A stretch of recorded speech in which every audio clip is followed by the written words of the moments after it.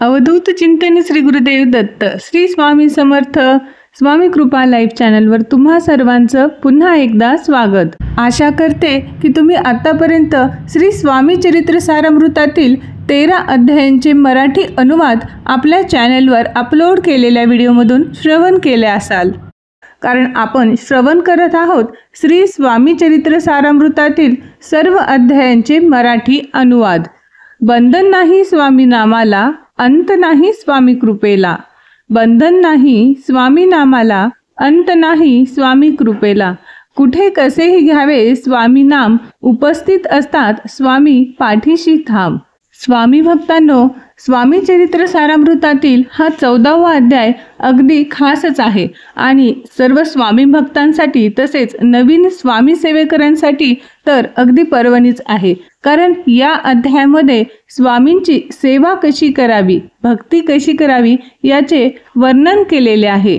तर मग चला तर आपण सुरुवात करूया स्वामी चरित्र सारामृतातील या 14व्या अध्यायाला। तत्पूर्वी जर चॅनलला तुम्ही अजून सबस्क्राईब केलं नसेल तर सर्वात आधी सबस्क्राईब करा आणि त्यापुढील बेल आयकॉनला नक्कीच प्रेस करा। चला तर मग सुरुवात करूयात। सर्वप्रथम श्री गणेशांना वंदन करूयात। श्री गणेशाय नमः। श्री स्वामी समर्थ महाराज यांच्याच परम कृपेने मी आतापर्यंत 13वा अध्याय पूर्ण करू शकलो, असे ह्या ग्रंथाचे लेखक श्री विष्णू बळवंत थोरात म्हणतात। आता पुढील अध्यायाची सुरुवात सुद्धा त्यांच्याच कृपेने होईल, असे ग्रंथलेखक विष्णू बुवा म्हणतात व या अध्यायाला प्रारंभ करतात। या अध्यायात प्रामुख्याने श्री स्वामी समर्थ महाराजांची पूजा व अर्चना कशी करावी याबद्दल विवेचन केलेले आहे। भक्तांच्या मनातील शंका, समाधान इत्यादी विषयी या अध्यायात माहिती दिली आहे। तर महाराजांची भक्ती, साधना व उपासना कशी करावी हे पण या अध्यायात सांगितले आहे। सुरुवातीला प्रातःकाळी ब्रह्ममुहूर्तावर उठून सर्वप्रथम आपले नित्य कर्म करावे, त्यानंतर स्नान करावे व आसनावर बसून श्री स्वामी महाराजांचे स्मरण करावे। त्यानंतर स्वामींची मनोभावे पूजा करावी। चित्त एकाग्र करून श्री स्वामी महाराजांचं स्नान, अभिषेक, पूजा करावी। त्यांना हिना, सुगंधित अत्तर लावावे व त्यांना चंदनाचा लेप लावावा। सुगंधित फुले अर्पण करावीत। विशेष करून चाफ्याची फुले मिळतील तर फारच सुंदर।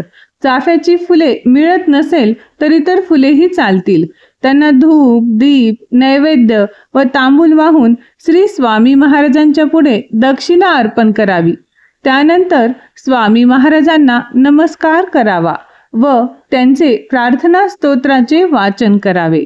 श्री स्वामी समर्थ महाराज यांचे सहस्त्र नामावलीचे स्तवन करावे व स्वामी महाराजांच्या अवतार कार्याची भजने गावीत व गाणी म्हणावीत। श्री स्वामींच्या चरणी नतमस्तक व्हावे। आपले कुटुंब व समाज यांचे आरोग्य चांगले राहावे यासाठी महाराजांच्या चरणी लीन होऊन प्रार्थना करावी। दर गुरुवारी स्वामी महाराजांचे व्रत करावे व त्यांच्या नावाने उपवास करावा व प्रदोष काळी उपवास सोडून द्यावा। उपवास केल्याने आपले चित्त व बुद्धी ही शांत राहते।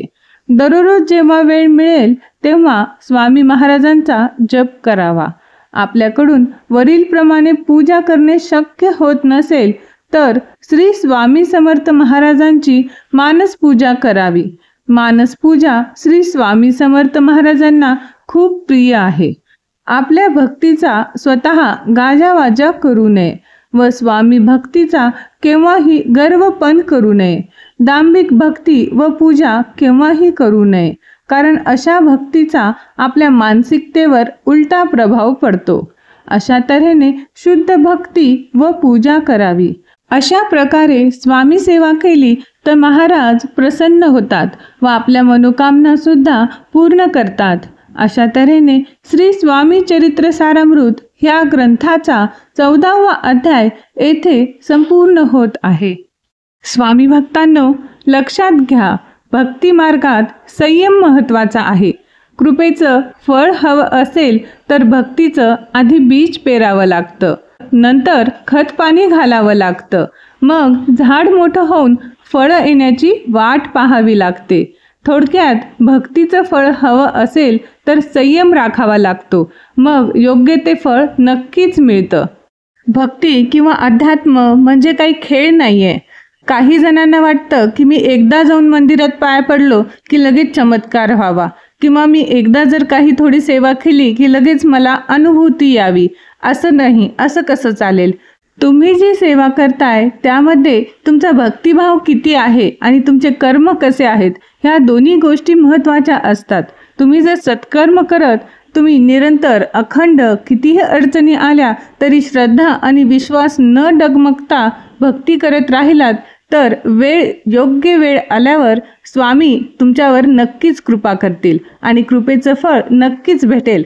फक्त एक लक्षात ठेवा, काहीही झालं तरी स्वामी बघून घेतील. स्वामी आपल्या सोबत आहेत हा विश्वास तुमच्यासोबत कायम असला पाहिजे आणि अखंड स्वामींचे नामस्मरण तुमच्या सोबत राहिले पाहिजे.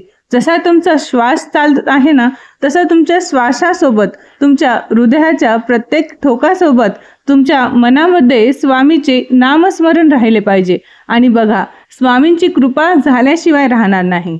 स्वामी भक्तांनो, या 14व्या अध्यायाचे मराठी अनुवाद तुम्हाला जर आवडले असेल, हा व्हिडिओ जर तुम्हाला आवडला असेल तर कृपया व्हिडिओला लाईक करा आणि अजूनही तुम्ही जर चॅनलला सबस्क्राईब केलेले नसेल तर कृपया चॅनलला सबस्क्राईब करा आणि हो, त्यापुढील बेल आयकॉनला प्रेस करा, म्हणजे पुढील 15व्या अध्यायाच्या व्हिडिओचे नोटिफिकेशन तुम्हाला भेटेल सर्वात आधी. चला तर मग भेटूया पुढच्या व्हिडिओमध्ये पुढील 15व्या अध्यायाच्या मराठी अनुवादासह. तोपर्यंत तुम्हा सर्वांना श्री स्वामी समर्थ. जय जय स्वामी समर्थ.